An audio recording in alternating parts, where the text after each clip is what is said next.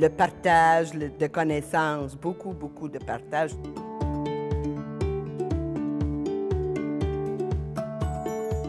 Comment le bénévolat nous fait grandir? On se dépasse aussi, je pense, toute personne, on essaie de les amener, de leur permettre de s'améliorer aussi, autant dans le chant, dans la danse, le théâtre, que aussi dans leur vie personnelle. Est-ce que le bénévolat nous permet d'apprendre autant qu'à l'école ou au travail? La matière, c'est le prétexte pour entrer en communication avec des gens. Cette année, la Ville de Laval a revu son approche pour souligner et reconnaître le travail exceptionnel des bénévoles sur son territoire. En collaboration avec différents partenaires, la Ville a identifié 7 personnes et 2 familles qui se sont démarquées à travers leur bénévolat. J'ai eu le plaisir de discuter avec eux sur le fait qu'on ne finit jamais d'apprendre. Le partage des savoirs semble nourrir beaucoup les bénévoles. Dès le début, c'était de donner la chance aussi aux jeunes pour leur donner une expérience de scène, pour mettre à profit leur formation. Pour moi, l'animation, être un animateur, c'est un peu comme, attendez voir, un allumeur, tiens, de réverbère. Tu arrives, les gens t'attendent dans une salle. Et là, certains jasent, d'autres sont renfermés sur eux-mêmes. Et là, ils te voient, ils te connaissent ou ils te reconnaissent. Et là, les yeux s'illuminent. Et puis, les sourires. Puis à la fin, ils viennent te voir parce qu'ils sont contents que tu sois là.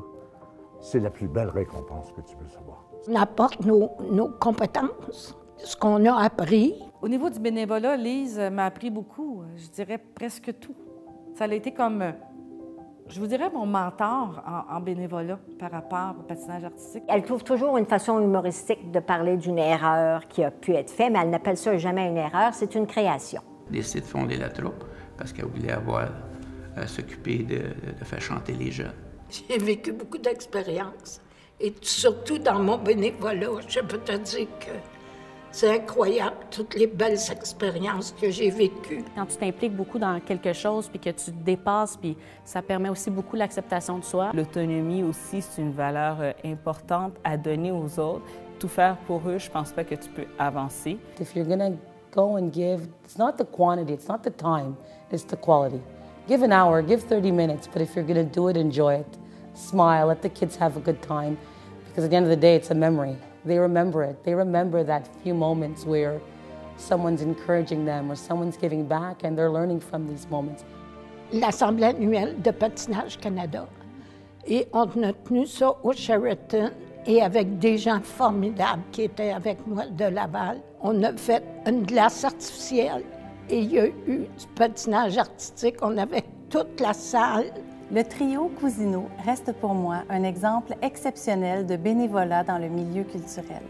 Le rapport aux artistes de Laval et des environs est énorme. Plusieurs artistes s'y sont révélés, découverts, dépassés. Souvent, dans les écoles, les jeunes nous disaient que la troupe, ça les a énormément aidés. Ça leur a permis de faire des présentations à l'école devant les autres élèves. S'il y avait quelque chose que M. Mercier a que j'aimerais avoir, je pense que c'est tout son charisme puis tout son savoir. Puis sa façon de simplifier les choses. Il y a des opérettes qu'on entend beaucoup, mais on s'est donné aussi comme mission de faire découvrir des nouvelles opérettes. Pour eux, le plus important, c'est de faire vivre la culture et les arts. Actuellement, je fais des conférences animation sur l'actualité avec des gens du 3e âge qui sont en pleine possession de leurs moyens et j'en fais aussi auprès de gens qui sont en perte d'autonomie. Donc, il faut adapter le contenu et le contenant, mais sans mépriser personne. Moi, j'ai toujours eu pour principe que tout le monde est capable de comprendre les choses. Tout dépend comment tu l'abordes. Proposer une offre culturelle en dehors du grand centre, mais pas loin, moi je trouvais ça important. Puis, ben c'est ma ville, c'est la ville où mes parents se sont établis. On essaie de développer le public de plus en plus jeune, et avec l'humour,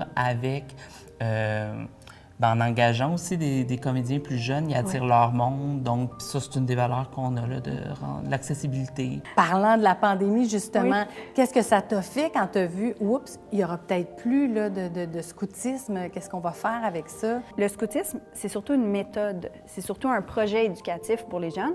Fait qu'après ça, que ça soit à travers un écran dans une cour d'école ou dans le bois, la méthode, elle s'applique.